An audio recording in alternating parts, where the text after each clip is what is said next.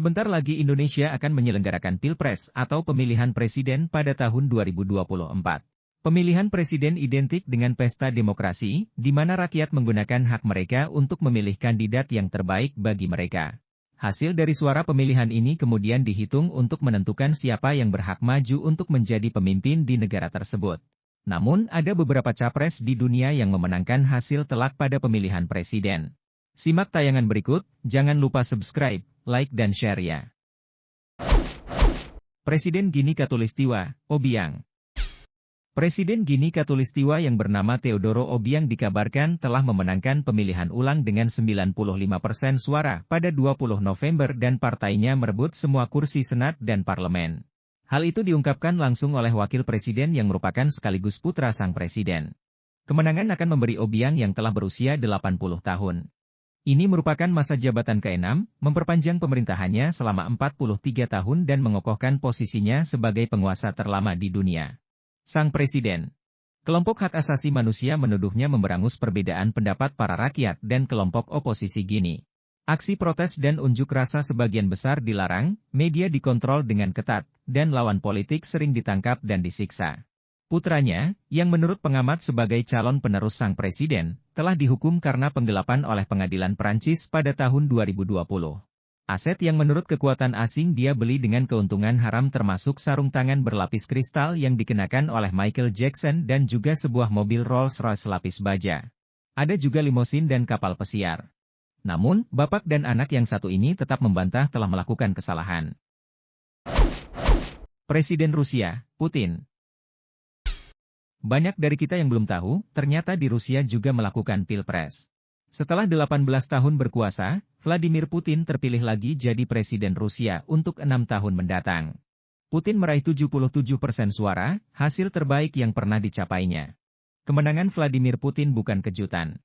Sejak pertama kali berkuasa sebagai presiden pada tahun 2000, dia menyingkirkan semua aktor politik yang bisa membahayakan. Putin juga menempatkan media di Rusia di bawah kendali pemerintah. Pada saat yang sama, Putin berusaha tampil sebagai orang kuat di luar negeri dan mengecam negara-negara bekas blok barat tidak memperhatikan kepentingan Rusia dan selalu memandang sebelah mata. Kalangan oposisi di Rusia menyatakan bahwa pemilu kali ini, seperti yang sudah-sudah, penuh kecurangan. Ratusan kasus dilaporkan, dari tumpukan surat suara yang sudah terisi dan dimasukkan secara sekaligus ke kotak suara, sampai pelarangan pengamat pemilu ikut menyaksikan penghitungan surat suara.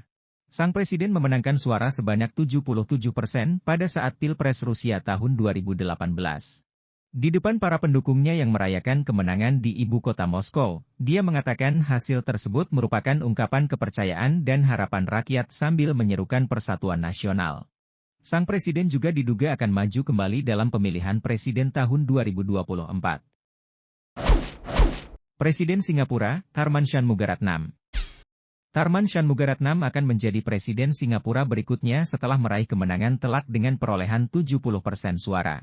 Hasil akhir Pilpres, yang diumumkan bulan Agustus 2023 silam, menempatkan Capres Song di posisi kedua dengan 15%, diikuti oleh Capres Lian yang memperoleh 13%.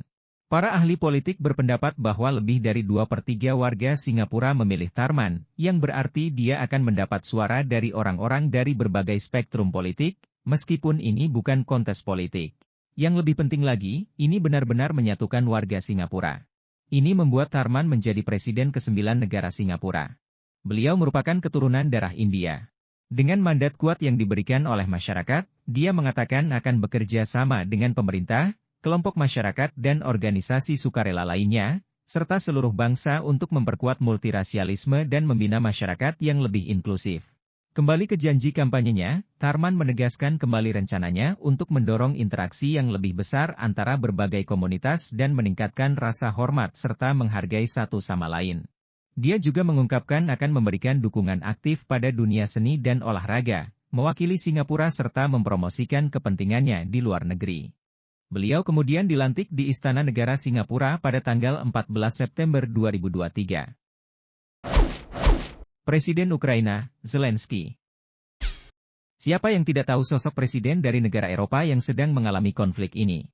Zelensky memenangkan persentase suara yang sangat besar pada saat Pilpres di Ukraina pada tahun 2019. Beliau mendapatkan suara sebanyak 70% sehingga menjadikannya orang nomor satu di Ukraina. Beliau dilantik saat masih berumur 41 tahun, membuatnya menjadi sosok presiden muda di dunia.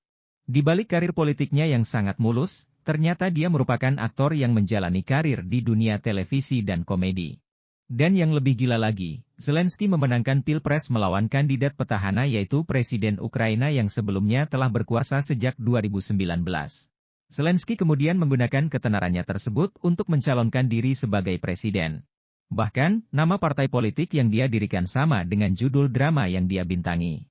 Tanpa pengalaman politik, sang aktor berfokus pada perbedaan dengan kandidat-kandidat lain ketimbang mengedepankan ide-ide kebijakan yang konkret. Namun dalam masa jabatannya, Ukraina mengalami konflik berkelanjutan dengan Rusia hingga saat ini. Hal ini tidak membuat sang presiden mundur, bahkan dirinya dengan berani menyerukan perlawanan terhadap Putin. Sekian informasi tentang kemenangan telak calon presiden di dunia. Jangan lupa gunakan hak suara kalian pada pemilihan presiden tahun 2024. Semoga tayangan ini dapat memperluas wawasan demokrasi kalian. Sampai jumpa di tayangan konten selanjutnya.